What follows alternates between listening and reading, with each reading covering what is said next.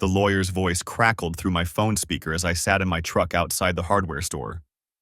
Mr. Patterson, I'm calling regarding your grandmother's estate. There's a property in Montana, about 200 acres with a cabin. She left specific instructions that only you should handle the sale or transfer. I barely remembered that cabin. Grandma Eloise had been gone 3 years now, and probate had dragged on forever. Okay, what do you need from me? I've emailed the documents. You'll need to sign and return them within 30 days. Also, she left a personal letter for you in our office. Been here since 2019. She insisted you read it before making any decisions about the property. That evening, I drove the 40 minutes to Portland to pick up the letter. My wife, Melissa, texted twice asking where I was. I told her I'd explain at dinner.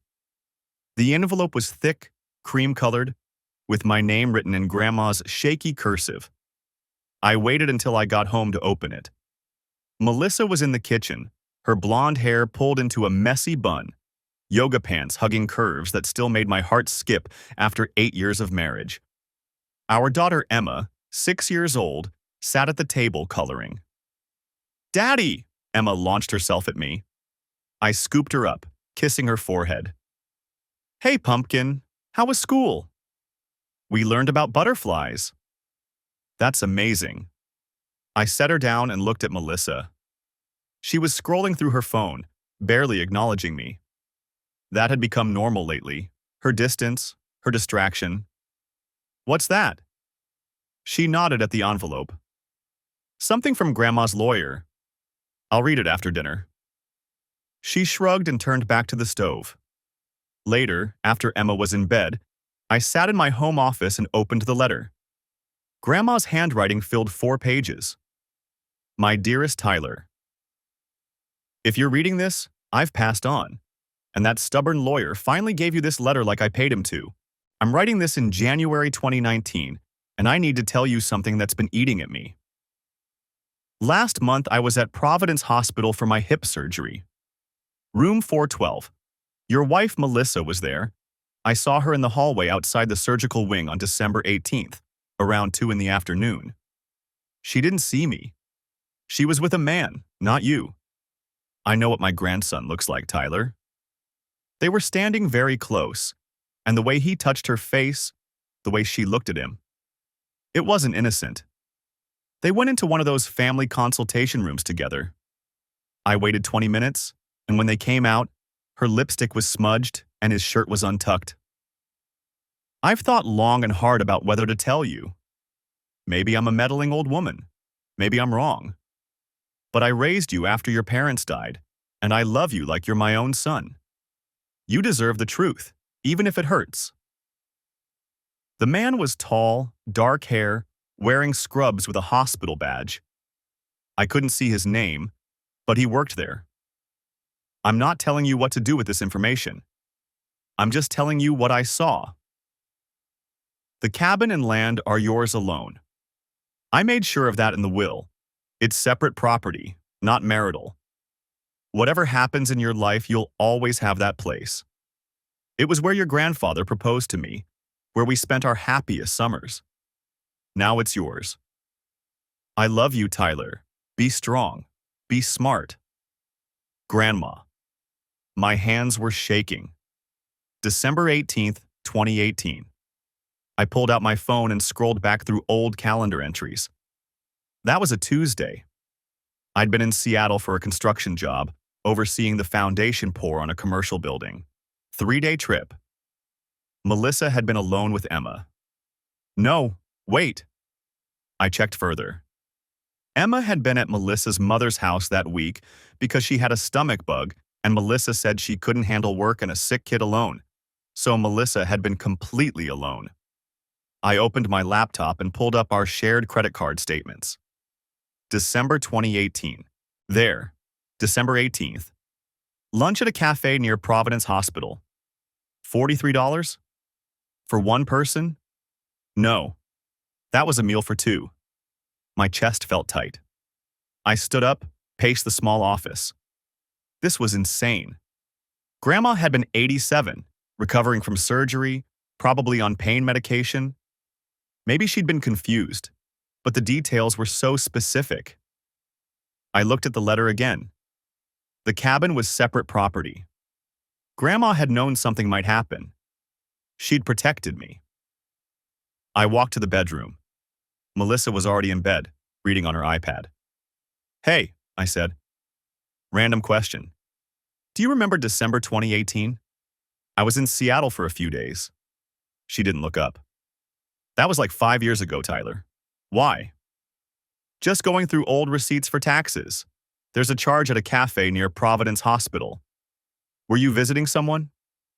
Now she looked at me, her green eyes unreadable. "I don't remember. Maybe I met someone for lunch? I don't know." "Who would you have met?" "Tyler, seriously? This was 5 years ago." Her voice had an edge now. "Why does it matter?" "Just curious." "Well, I don't remember. Can I finish my book?" I nodded and went to the bathroom, closing the door. My reflection stared back at me. 34 years old, starting to gray at the temples, lines around my eyes from years of construction work in the sun. I splashed cold water on my face. This was crazy. I was letting a letter from a deceased grandmother make me paranoid about something that supposedly happened 5 years ago. But something nagged at me. Melissa's reaction. Not defensive exactly, but dismissive. And she hadn't asked why I was looking at receipts in December when it was only April. I went back to my office and pulled up her Facebook. We were friends, but she kept her profile pretty private. I scrolled back through 2018. Lots of photos of Emma, a few of us together. Then I saw it, a post from December 20th, 2018. "Sometimes the hardest decisions lead to the best outcomes. Trust yourself." What decision? What outcome? I screenshot the post and kept scrolling. Nothing else unusual. But that post, 2 days after Grandma saw her at the hospital, felt significant. I needed more information. I needed to know if Grandma had really seen what she thought she'd seen, or if this was just an old woman's mistake. Either way, I wasn't going to sleep tonight. The hardware store parking lot felt like the wrong place to be having a breakdown, but my truck wouldn't move until I decided what to do next. I sat there with the engine running, staring at my phone. The Facebook post glowed on the screen. "Sometimes the hardest decisions lead to the best outcomes." December 20th, 2018. 2 days after she'd been at the hospital with whoever that was. My hands tightened on the steering wheel. I needed more than a cryptic social media post in my grandmother's letter. I needed proof. Something concrete that would either confirm my suspicions or let me sleep at night again. The hospital. Providence Hospital kept records. Visitor logs, maybe? Security footage from 5 years ago was a long shot, but patient records. If Melissa had been there as a patient, there'd be documentation. I pulled out of the parking lot and headed toward Providence. The drive took 20 minutes. Long enough for doubt to creep back in. What if Grandma had been mistaken? She'd been 87, fresh out of surgery, probably on pain medication. Maybe she'd seen someone who looked like Melissa. Maybe the whole thing was a misunderstanding I was about to make worse by acting paranoid. But the credit card charge. $43 at a restaurant 2 blocks from the hospital, the same day, around lunchtime. That wasn't a mistake. The hospital's main entrance looked exactly like it had the last time I'd visited, 3 years ago when Grandma had her hip replacement. The same automatic doors, the same smell of antiseptic and floor cleaner, the same reception desk with tired-looking volunteers in pink vests. I approached a woman in her 60s, gray hair cut short, reading glasses on a chain around her neck. "Can I help you?" "I need to check on some records from December 2018. My wife had an appointment here, and I'm trying to confirm the date for insurance purposes." The lie came easier than I expected. She clicked at her computer. "Patient name?" "Melissa Patterson." More clicking. Her eyes scanned the screen, then she frowned. "I'm showing no appointments for that name in December 2018. Are you sure it was Providence?" My stomach dropped. Could you check the whole month? Maybe early January 2019? She hummed, typing slowly. Nothing in January either. We have a Melissa Patterson in our system, but her last visit was… She squinted. March 2017, routine physical. What about visitor logs? If she came to see someone else? We don't keep visitor logs that far back. HIPAA regulations mean we can only give you information about your wife's own medical records, and even then, she'd need to request them herself or authorize you in writing. Dead end. I thanked her and walked back to my truck, mind racing. So Melissa hadn't been there as a patient. That left three possibilities. She'd been visiting someone, she'd been meeting someone, or Grandma had been wrong about the whole thing. Except for the credit card charge. That was real. I sat in the truck and opened my banking app, scrolling back to December 2018. The statement showed the $43 charge at Angelo's Bistro on December 18th at 12:47 p.m. I pulled up Google Maps. Angelo's was 3 blocks from the hospital. On impulse, I drove there. The bistro occupied a corner spot in a strip of medical office buildings, the kind of place that survived on hospital staff grabbing lunch between shifts. Small, maybe 10 tables, windows facing the street. I went inside. A younger guy stood behind the counter, early 20s, bored expression. Help you? Yeah, I'm trying to track down some information about a charge from a few years back. December 2018. My wife ate here, and I'm wondering if you keep any records, receipts, maybe security footage? He laughed. Man, we barely keep records from last month. December 2018? No way. We got bought out since then anyway. Different owners. Another dead end. I ordered a coffee I didn't want and sat by the window looking out at the street. Melissa had been here. She'd eaten lunch, spent $43. The charge had been on our joint card. She hadn't tried to hide it. Why would she, if she didn't think I'd question it? Because I'd been in Seattle. Because she'd told me she was taking Emma to her mother's house because Emma was sick. Because she'd had no reason to think anyone would notice her being at a hospital 3 towns over in the middle of a Tuesday. Except Grandma had noticed. My phone buzzed. Text from Melissa. Picking up Emma from school. Need anything from the store? I stared at the message. Normal. Domestic. The kind of text we exchanged 100 times a month. I typed back, no, I'm good. 3 dots appeared, then disappeared. No response. I finished the coffee and drove home, arriving before they did. The house felt different now, like I was seeing it through new eyes. Everything looked the same. Emma's drawings on the fridge, Melissa's yoga mat in the corner, the pile of mail on the counter. But underneath the ordinary surface, I felt like I was standing on rotting floorboards, waiting for something to give way. I went to the bedroom and opened Melissa's nightstand drawer. I'd never snooped before, never had a reason to. The drawer held the usual things: hand cream, a sleep mask, a paperback romance novel, charging cables, and a small notebook. I pulled it out. Plain black cover, the kind you could buy anywhere. I flipped it open. The first page had a date, November 2018. Below that, a single line in Melissa's handwriting. Can't keep doing this. I turned the page. More dates, more fragments. December 3rd, called again, didn't answer. December 10th, met for coffee, said he needs time. December 15th, made decision, no going back. My hands started shaking. December 18th, it's done. The entry from the day she'd been at the hospital, the day Grandma saw her with the man in scrubs. I flipped forward.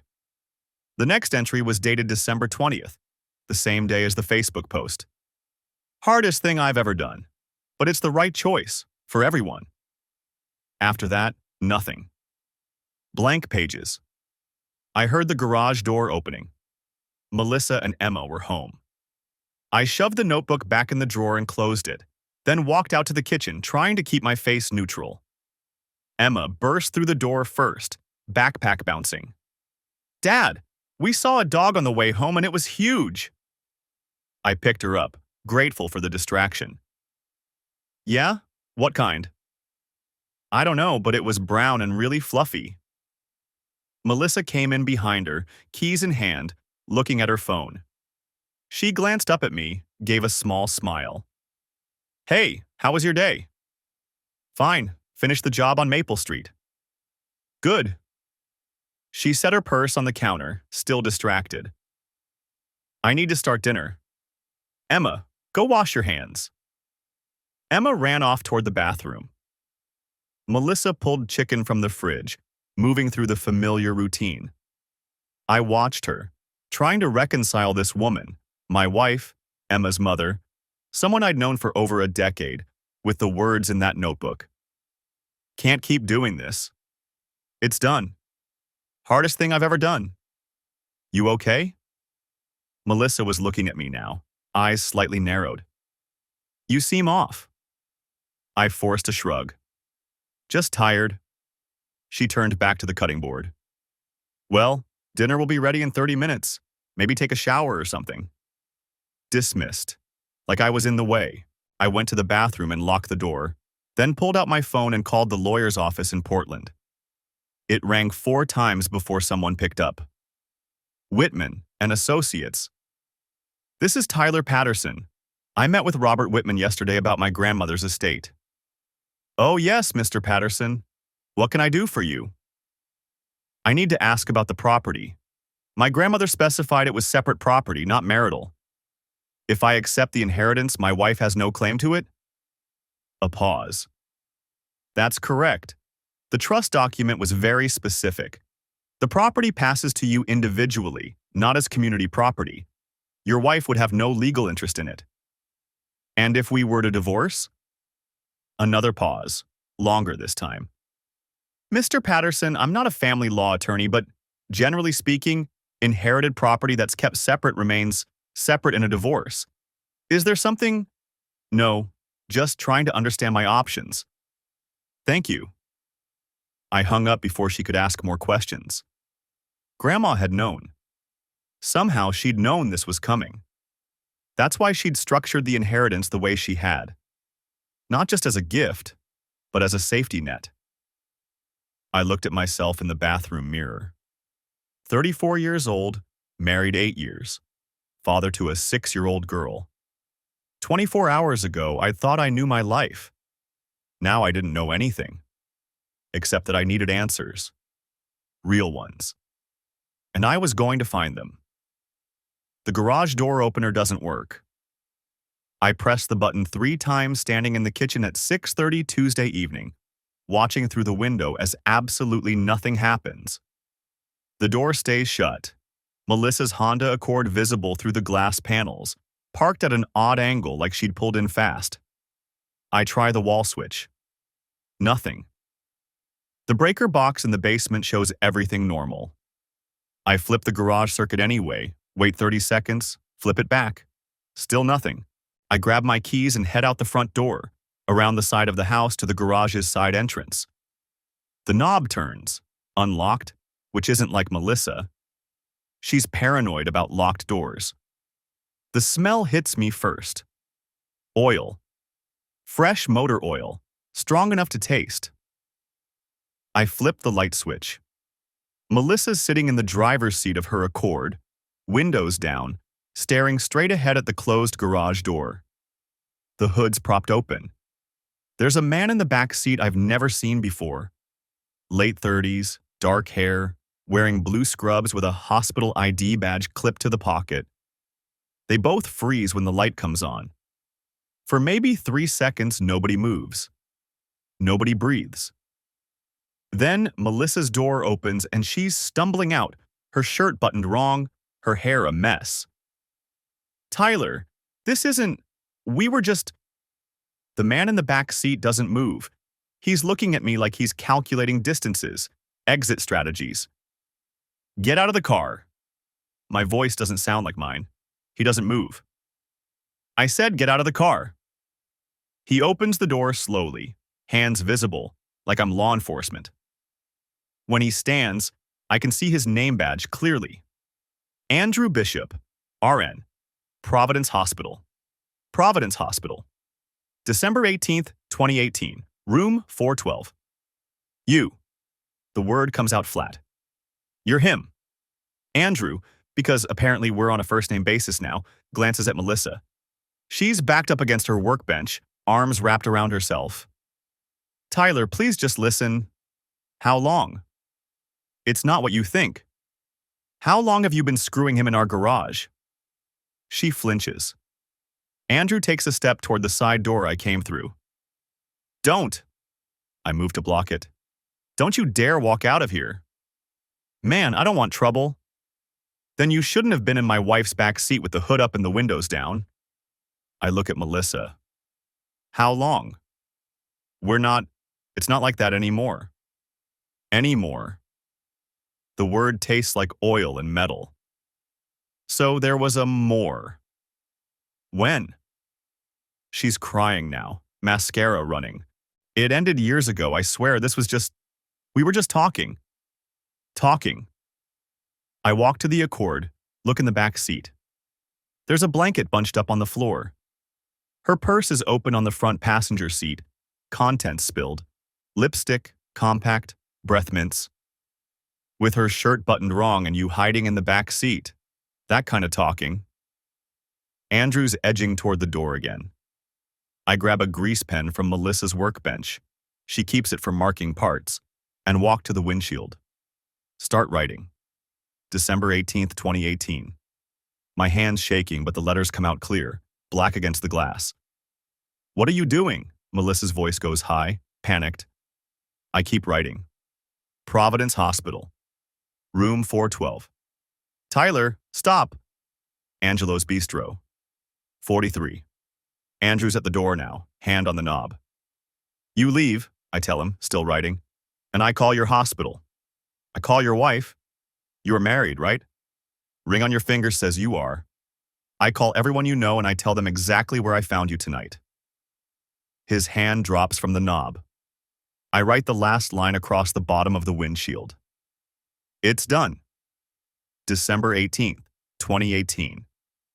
Melissa makes a sound like something's breaking inside her. That was the Facebook post, I say, turning to face her. 2 days after Grandma saw you at the hospital. Sometimes the hardest decisions lead to the best outcomes. What decision, Melissa? What was done?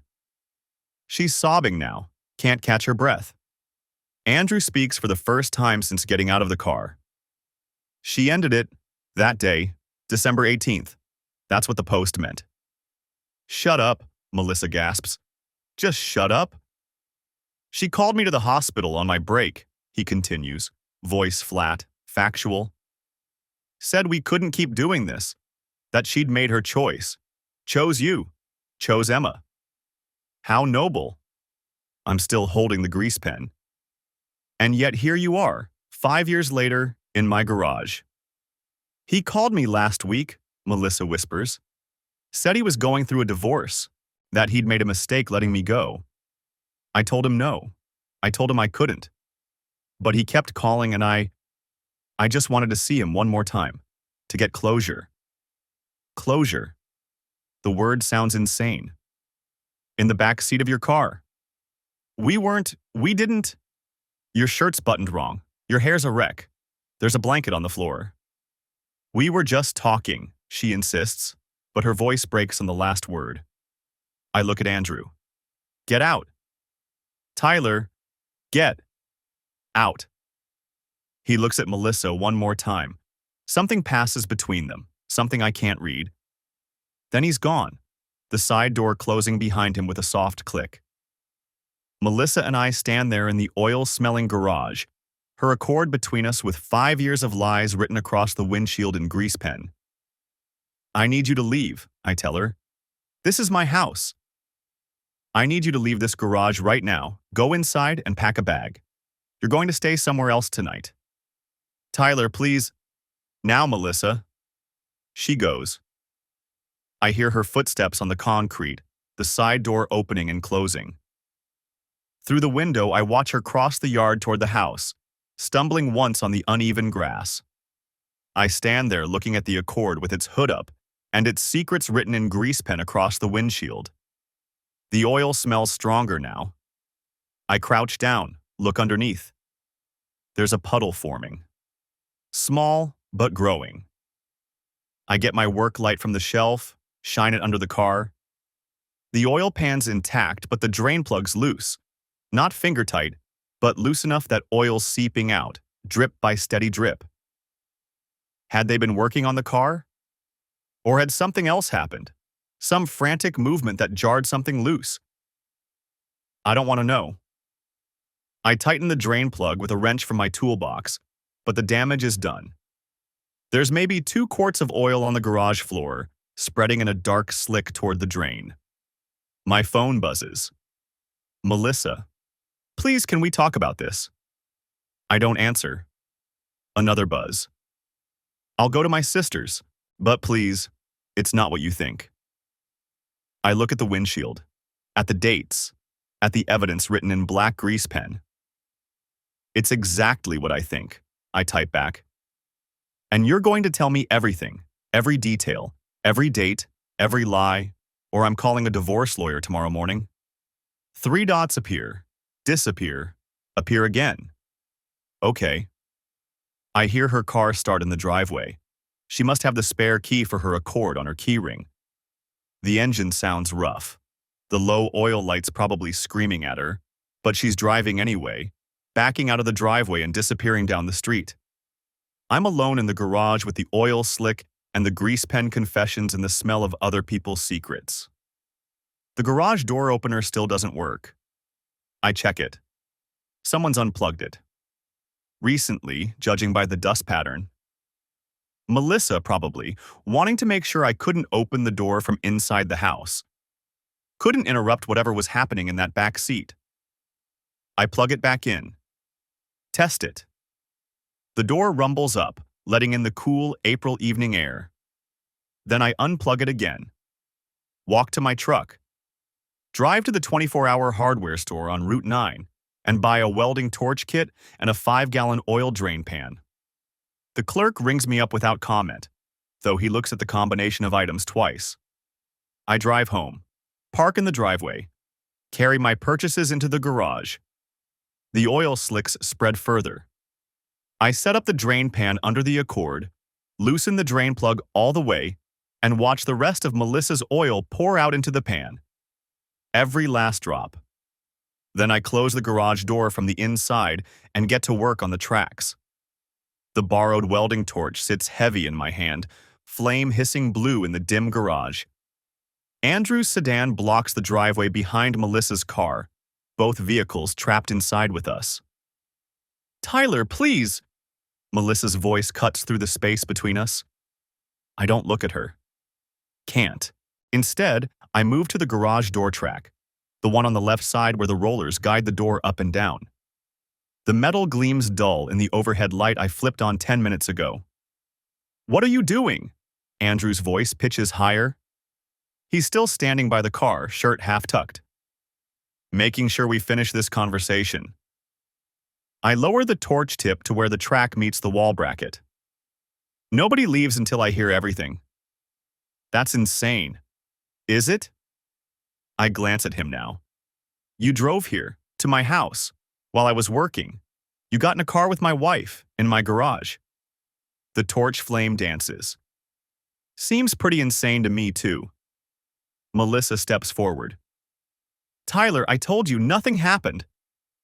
Then you won't mind waiting while we talk it through. The torch touches metal. Sparks shower down, bright orange against the concrete floor. The smell of hot metal fills my nose. You can't trap us here. Andrew moves toward the side door that leads to the backyard. I'm faster. The torch comes up between us, not threatening, just present. That door's locked. Keys are in my pocket. We're going to have a conversation like adults. His face flushes red. This is illegal. False imprisonment? Call the cops then. I nod toward his phone, visible in his shirt pocket. Tell them how you ended up in my garage, in my wife's back seat. I'm sure they'll be real sympathetic. He doesn't reach for the phone. I return to the track, welding the bracket solid. The metal fuses glowing white-hot, then fading to red. I move to the next connection point. Then the next. Tyler. Melissa's voice is steadier now. You're scaring me. Good. The word comes out flat. I move to the right track, repeating the process. I've been scared for 5 years, ever since December 18th, 2018. Didn't know it then, but I felt it. Something changed that day. I ended it. You ended it. I kill the torch flame, set it on my workbench. The garage door is sealed now, tracks welded to the wall mounts. Won't be opening without serious tools and time. That's what he said, but you didn't end the lying, did you? Silence. You didn't tell me about him, about whatever happened at Providence Hospital that day. You just stopped seeing him, made a Facebook post about hard decisions and best outcomes, went back to playing wife and mother. I chose you, her voice cracks. I chose our family. You chose to hide it. I turn to face them both. There's a difference. Andrew clears his throat. Look, man, I know this is... You don't know anything about this. I cut him off. You're just the other guy. You don't live here. Don't wake up next to someone who's thinking about someone else. Don't watch your kid hug a mother who's keeping secrets.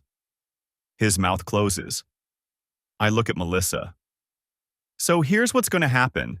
You're going to tell me everything, start to finish. How it started, how long it lasted, what you did, where you went, all of it.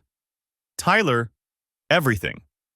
Or I drain the oil pan on your car right now and you can explain to Emma why mommy's car doesn't work anymore. Her eyes widen. You wouldn't... I grab the oil drain pan from the shelf, along with a socket wrench. Move toward her car. Okay, she holds up both hands. Okay, I'll tell you. I stop. Wait. She glances at Andrew, then back to me. It started in October 2018. I brought Emma to the ER for that fever, remember? The one that spiked to 104? I remember. Middle of the night, Melissa drove her in while I stayed home, sick myself with the flu. Andrew was her nurse. He was kind, attentive. We talked while they monitored her. He made me laugh. She wraps her arms around herself. You were working so much. The Jefferson Project, all those overtime hours. I felt invisible. Classic. I almost laugh, but it catches in my throat. We exchanged numbers. Just to check on Emma, that's what I told myself. But then we started texting, meeting for coffee. He understood the medical stuff, could explain things about her health history. When did it become physical? The question tastes like metal. She flinches. November, 3 weeks after we met. 2 months before December 18th. 2 months of lying to my face every single day. Where? His apartment mostly, sometimes during lunch when you were at work sites, once at a hotel in Ann Arbor when he had a conference. The details pile up like debris. Each one a small explosion in my chest. How many times? Tyler, how many times? She closes her eyes. I don't know, 20? 30? I stopped counting. 30 times. 30 separate decisions to betray everything we built. And December 18th? I found out I was pregnant. Her voice drops to almost a whisper. 5 weeks along. The garage tilts. I grip the workbench to steady myself. I didn't know who. She's crying now, tears streaming. I didn't know if it was yours or his. The timing was, it could have been either. The notebook entry. It's done. You ended it. My voice sounds far away, like it's coming from someone else. Yes. The pregnancy? She nods, not looking at me. Same day, Providence Hospital. Andrew arranged it, helped me through the paperwork. That's why your grandmother saw us.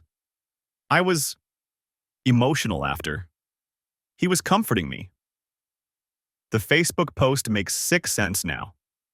Sometimes the hardest decisions lead to the best outcomes. You killed our baby. The words hang in the air, heavy and sharp. Maybe. You don't even know if it was mine. I couldn't, she's sobbing. I couldn't risk it.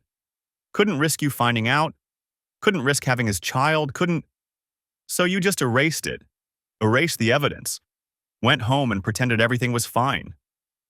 Andrew shifts uncomfortably. She was devastated, man. It wasn't easy. Shut up. I don't raise my voice. Don't need to. You don't get to defend her.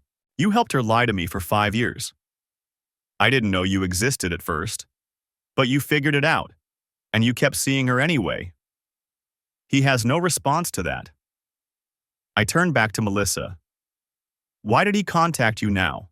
After 5 years? She wipes her eyes. His marriage fell apart. He said he never stopped thinking about me. Wanted to know if there was still something between us. And you wanted to find out. I wanted closure. I wanted to see him one last time and confirm that I made the right choice back then. In our garage, in our car. Nothing happened. You were in the back seat. The anger finally breaks through, hot and sharp. What the hell were you doing in the back seat if nothing was happening? She opens her mouth. Closes it. Andrew speaks quietly. We were just talking. It got emotional. We moved to the back because the front seats were uncomfortable. I don't believe you. Simple statement of fact. I don't believe either of you. Melissa steps closer. Tyler, please. I know this is awful. I know I should have told you years ago. But I chose you. I chose our family. That has to count for something. You chose to lie. You chose to hide. You chose to let me live in ignorance while you carried this secret. I shake my head. That's not choosing me. That's choosing yourself. The garage feels smaller now, walls pressing in. 3 people and 2 cars and 5 years of deception filling every inch of space. I pick up my phone, pull up a number I saved earlier today after leaving the lawyer's office in Portland. My grandmother's letter made me think ahead, plan for possibilities. Who are you calling? Melissa's voice shakes. Tow company. I hit dial. Getting Andrew's car removed from my property. Then I'm calling a locksmith to change every lock in the house. Tyler, the line picks up. Yeah, I need a tow from a residential address. Vehicle blocking my driveway. The garage smells like motor oil and betrayal. I'm still holding the grease pen. The dates smeared across the windshield like a confession written in black and white. Melissa's makeup is running. Andrew's shirt is untucked, and both of them are staring at me like cornered animals. Get out of the car, I say to Andrew. My voice sounds calm. Too calm. Through the window. He looks at Melissa, then back at me. Tyler, now. He climbs through the passenger window, awkward and slow. His pants catch on the doorframe. When he's finally standing on the concrete, I can see the sweat stains under his arms, the way his hands are shaking. Melissa stays in the back seat, arms crossed over her chest. You had no right to trap us in here. I had every right. I turn to Andrew. Your car keys, give them to me. What? Your keys.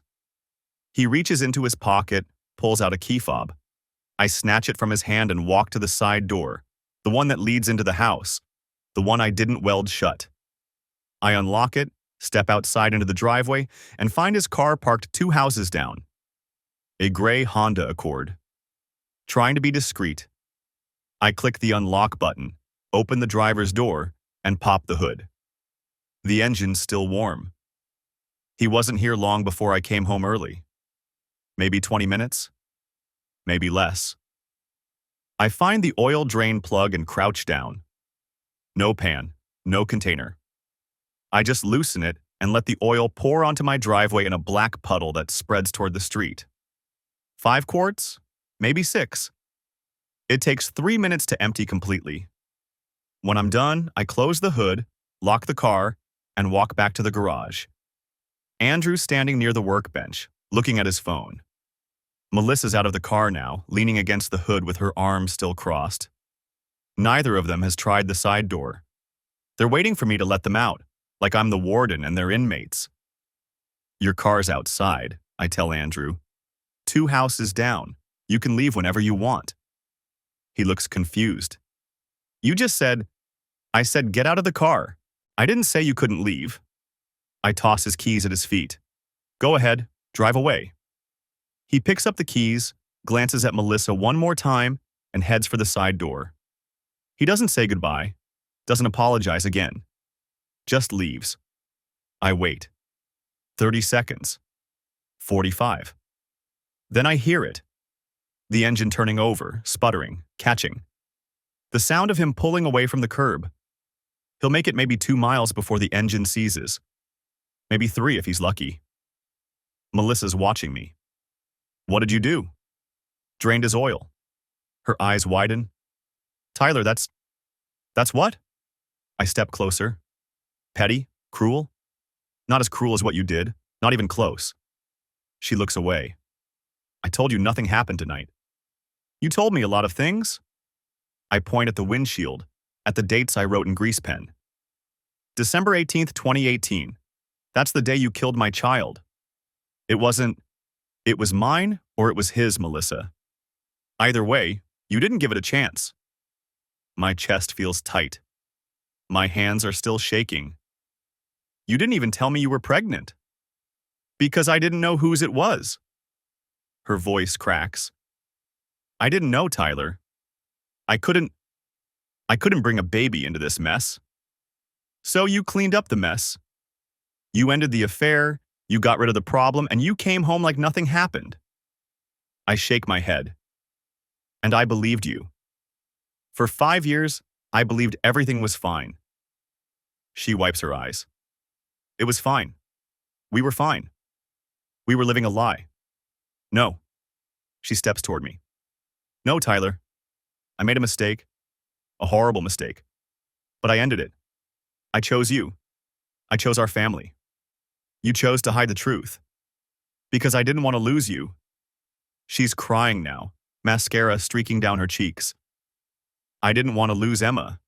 I didn't want to destroy everything we built. You already destroyed it. I walked to the workbench, set down the grease pen. You destroyed it the first time you slept with him. You just didn't tell me. She's quiet for a long time. Then, what do you want me to say? I want you to tell me the truth. I turn to face her. Tonight, in the car. What happened? I told you. Tell me again. She takes a breath. He texted me 3 days ago.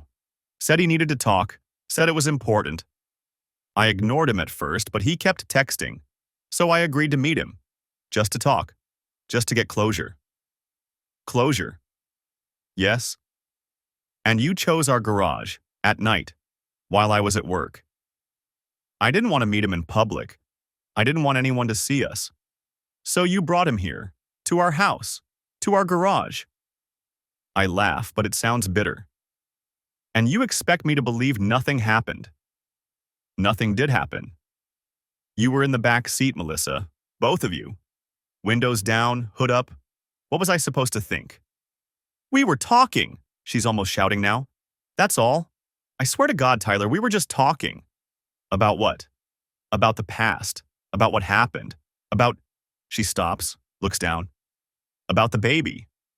That word again. Baby. Like it was real. Like it existed. He wanted to know if I ever told you, she continues. If you knew. I said no. He said maybe I should tell you.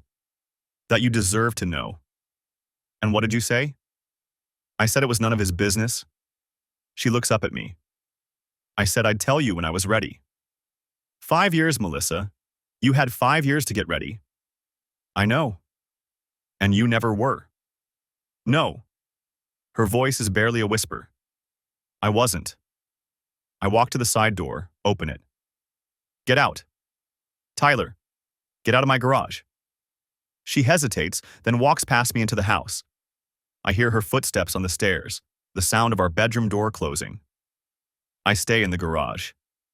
The air smells like oil and grease and something else. Something sour and wrong. I look at the car, at the windshield, with the dates written in black. December 18th, 2018. The day everything changed. The day I didn't know about until now. My phone buzzes. A text from an unknown number. My car died. Engine light on. What did you do? Andrew. I don't respond. Another text. Im calling a tow truck. Good. Let him call. Let him pay for it. Let him explain to the mechanic why his engine seized on a residential street 2 miles from my house. I delete the texts and block the number. Then I pull out my phone and open my email. I find the message from Dale Kramer, the attorney in Portland, the one who handled Grandma Eloise's estate. I type out a reply. Dale, I need a referral for a divorce attorney. Someone good. Someone who handles contested cases. Let me know. I hit send before I can second-guess myself. Then I walk to the car and grab a rag from the workbench. I start wiping the grease pen off the windshield, but the dates don't come off easily. The grease has already set into the glass, leaving faint shadows even after I scrub. Some stains don't wash away. I hear the bedroom door open upstairs. Footsteps in the hallway. Melissa's voice muffled. Tyler, can we talk? I don't answer. Tyler, please. I keep scrubbing. The footsteps retreat. The door closes again. I finish cleaning the windshield as best I can, then I walk to the welded garage door and inspect my work. The seams are solid. The metal's fused tight. It would take an angle grinder to cut through, and even then it would take hours. I'm not opening this door anytime soon. I turn off the garage light and head inside. The house is quiet. Emma's asleep upstairs. Melissa's in our bedroom. I walk to the kitchen and pour myself a glass of water, then sit at the table in the dark. My phone buzzes again. This time it's Dale Kramer. I know someone, Janet Pruitt, best family law attorney in the state. I'll send you her contact info. You okay? I type back. No, but I will be. The coffee's gone cold in my mug when my phone buzzes at 6:47 a.m. I haven't slept. Haven't moved from this kitchen chair since I sent that email to the attorney at 1:33 this morning. The notifications from my bank. A fraud alert. Someone tried using Melissa's card at a Walmart in Warren at 6:22 a.m. Declined. Insufficient funds. I'd frozen all our joint accounts at 2:15 a.m., sitting right here in the dark, moving money into the new account I opened online. Every dollar we had together, now sitting where she can't touch it. The attorney's email had been clear. Secure all marital assets immediately. Document everything. Change nothing physical in the home. Melissa's footsteps creak overhead. The shower starts running. My phone buzzes again. Text from Dale, my site supervisor. You good for the Dearborn job today? Crew's asking. I type back, taking personal days, family emergency. His response comes fast. Everything okay? No. I don't elaborate. Dale's worked with me for 6 years. He knows when to stop asking. The shower cuts off upstairs. I hear the bathroom door open, her footsteps moving toward our bedroom. Getting dressed. Getting ready for whatever her Tuesday morning routine looks like now that I know what Tuesdays have really been about. She comes downstairs at 7:14, wearing jeans and a sweater I bought her last Christmas. Her hair's still damp. She stops when she sees me sitting here. Same clothes as yesterday, same position. You didn't come to bed, she says. No. Tyler, your card got declined at Walmart this morning. Her face changes. What? Warren location, 6:22 a.m.? What were you buying? She sets her purse on the counter. It doesn't matter. Why was it declined? I moved the money. You what? Every joint account we have, I moved it. You've got whatever's in your personal checking and that's it. Her hands grip the counter edge. You can't do that. I did it. Tyler, that's our money. For groceries, for Emma's. You should have thought about Emma before you opened your legs in a hospital parking garage. She flinches. Good. Before you killed a baby you weren't sure was mine. Tyler, please. Did you touch him last night? What? In the car. In our garage. Did you touch him? No. I told you, we were just talking. Right. You were just talking to the man you had an affair with. The man who held your hand while you terminated a pregnancy. Just talking. It's the truth. Your truth doesn't mean much anymore. She's crying now. I don't care. I need money for Emma's field trip, she says. It's due today, $20. I'll write a check to the school. Tyler, you don't get to use our daughter as leverage. You need something for Emma, you ask me. I'll make sure she has everything. You? You've got your paycheck from the salon. That's it. This is financial abuse. No, this is protecting myself from someone who's been lying for 5 years. My phone buzzes. Email from the attorney. Available for consultation at 10 a.m. today if you can make it. Bring all documentation. I stand up. I've got an appointment at 10. With who? None of your business. Tyler, come on.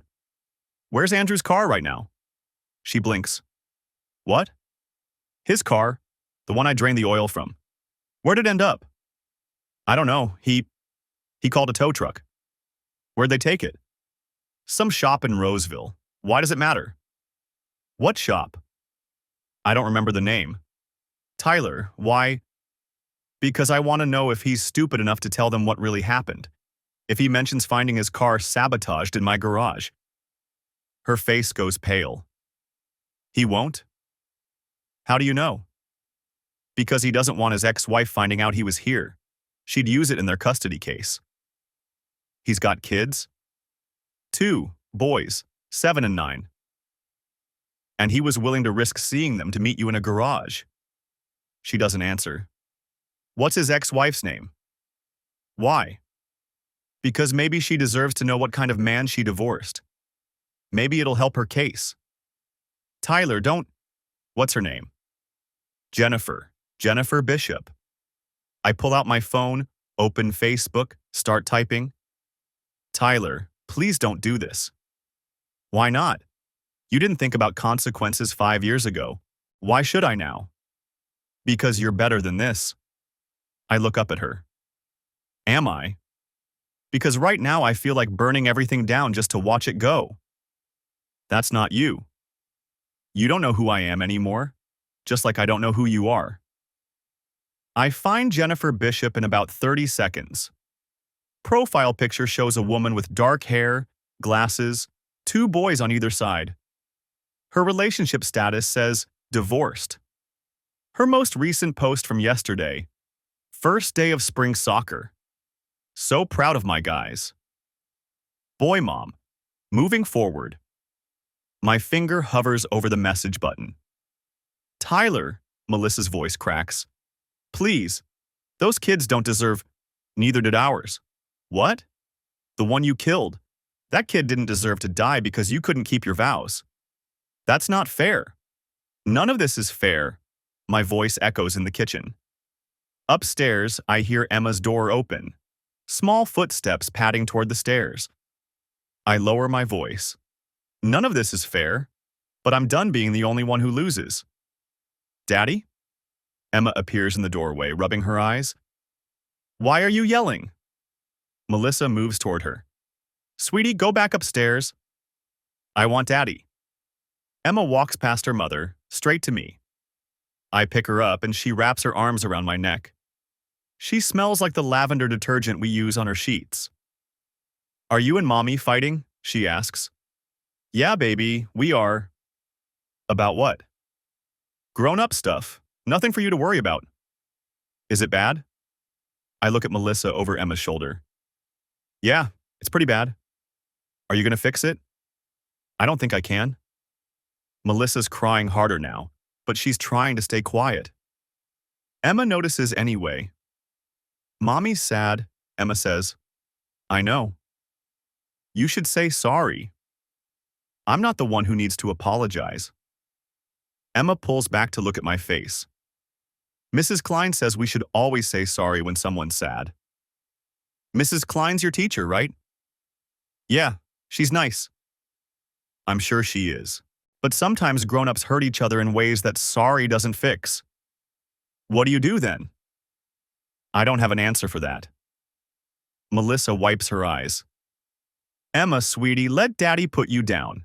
You need breakfast. I'm not hungry. You need to eat before school. I don't want to go to school. You have to. Why? Because it's Tuesday. You go to school on Tuesdays. Emma looks at me. Do I have to? Part of me wants to say no. Wants to keep her home, keep her close, keep her away from the normal world that's about to shatter. But that's not fair to her. Yeah, you have to, I say. But I'll pack your lunch. What do you want? Peanut butter and jelly. You got it. I set her down, and she climbs onto her usual chair at the table. Melissa starts toward the cabinet, but I move faster. I've got it, I say. Tyler, I said I've got it. She steps back. Watches me pull out bread, peanut butter, grape jelly. The same lunch I've made Emma probably 500 times. My hands are steady. That surprises me. Emma swings her feet, humming something. Some song from school. She has no idea that everything's different now. That her parents' marriage died in a garage last night. That her mother killed a sibling she'll never know about. Daddy, Emma says. Yeah? Can we go to the park after school? Not today, baby. I've got meetings. Tomorrow? Maybe. We'll see. Melissa's phone buzzes on the counter. She grabs it, looks at the screen, and her face goes white. What? I ask. Nothing. Who texted you? Tyler, it's nothing. I move fast, grabbing the phone from her hand before she can stop me. The message is from Andrew. My car's totaled. Engine seized. $4,200 to replace. I know what you did. I look at Melissa. He thinks you did it. Give me my phone. He thinks you sabotaged his car. Tyler, give it back. I type a response. Wrong person. Talk to Tyler. Send. What did you just do? Melissa lunges for the phone, but I hold it away. Told him the truth. Are you insane? Probably. Her phone buzzes again. Andrew. What? Me. This is Tyler. I drained your oil. You're lucky that's all I did. Send. Stop! Melissa's screaming now. Tyler, stop! Emma starts crying. Mommy, why are you yelling? I hand Melissa her phone back. Tell Andrew if he wants to press charges, he can explain to the police why his car was in my garage. The phone buzzes in her hand. She looks at it, and whatever Andrew wrote makes her face crumple. What did he say? I ask. She doesn't answer, just turns and runs upstairs. A door slams. Emma's still crying. I kneel down next to her chair. Hey, it's okay. Mommy and Daddy are just... We're working through some stuff. I don't like it when you fight. I know, baby, I don't either. Can you make up? Not right now. Why not? Because Mommy did something that hurt Daddy really bad, and Daddy needs time to figure out what to do. What did she do? That's between Mommy and me. Emma wipes her eyes. Is she in trouble? Yeah, she is. Big trouble? I finish making her sandwich, cut it diagonal the way she likes. The biggest. The Montana sky stretches endless and blue above the cabin, so different from the gray Michigan winters I left behind 18 months ago. Emma's laughter carries from the creek where she's catching tadpoles with mason jars, her boots squelching in the mud. She's 8 now, taller. Her hair sun-bleached from summers spent running wild on these 200 acres Grandma Eloise left me. The divorce finalized last November. Melissa got the house. I didn't fight her for it.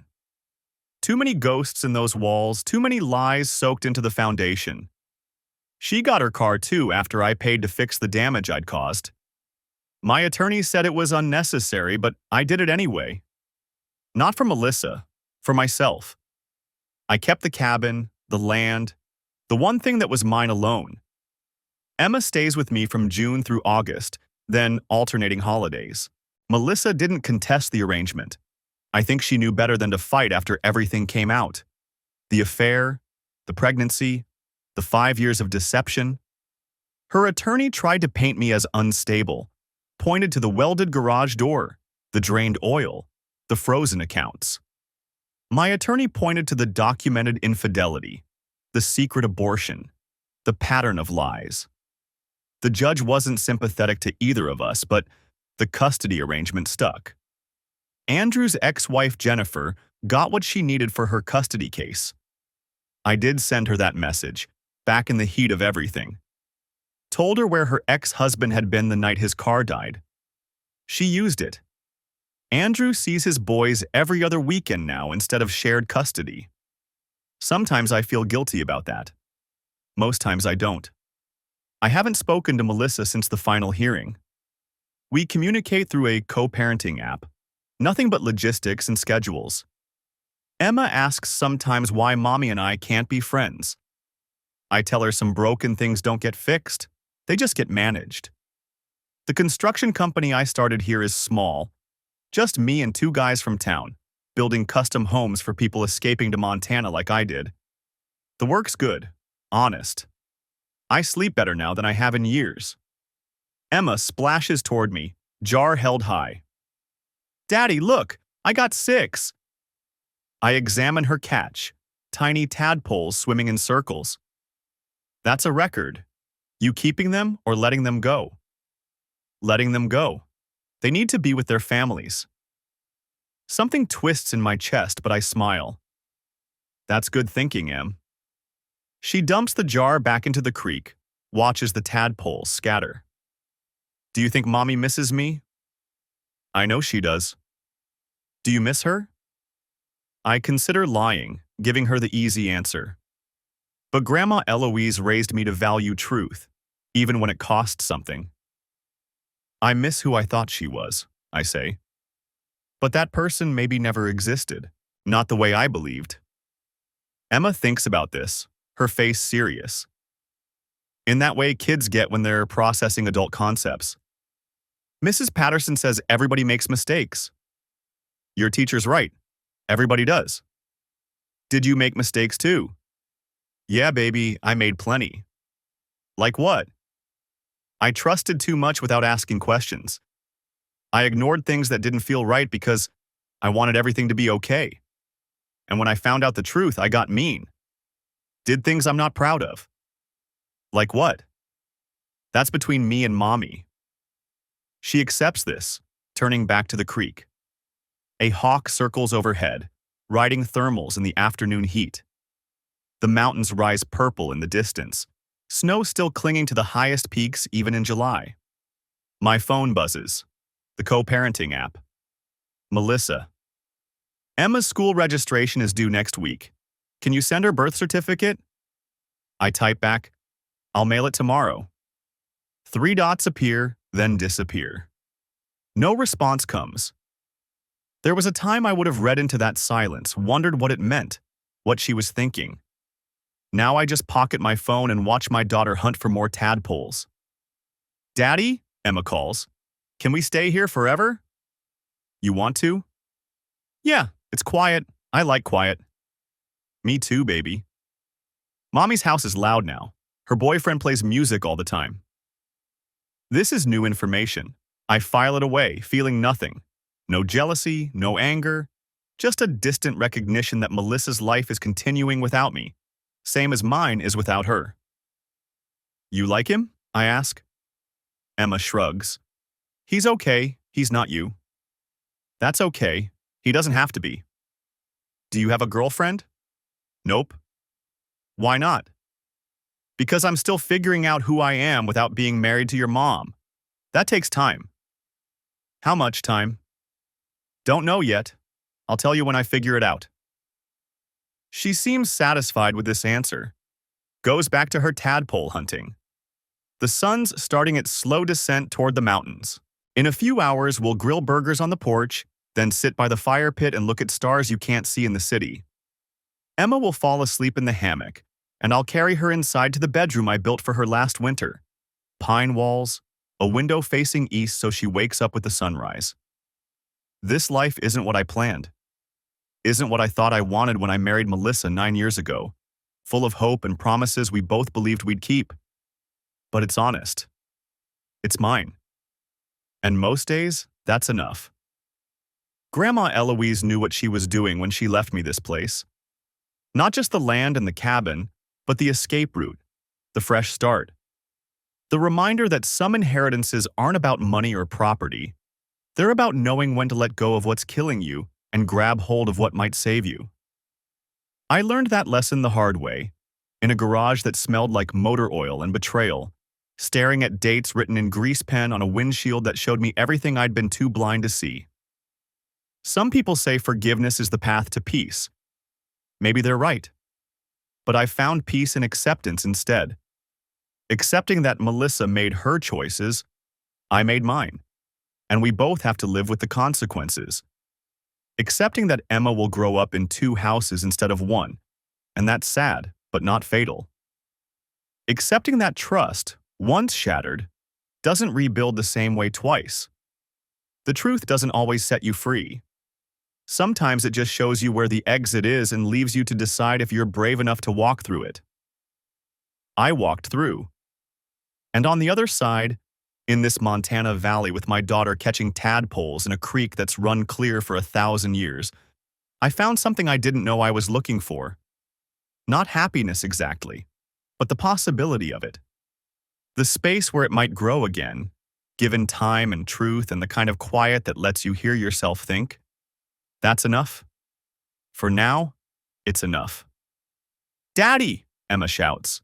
"Come see, there's a frog." I walk toward her voice, toward the creek, toward the daughter who still believes in simple joys and second chances. Behind me, the cabin stands solid on the land my grandmother left me, a foundation built on truth, not lies. And that makes all the difference.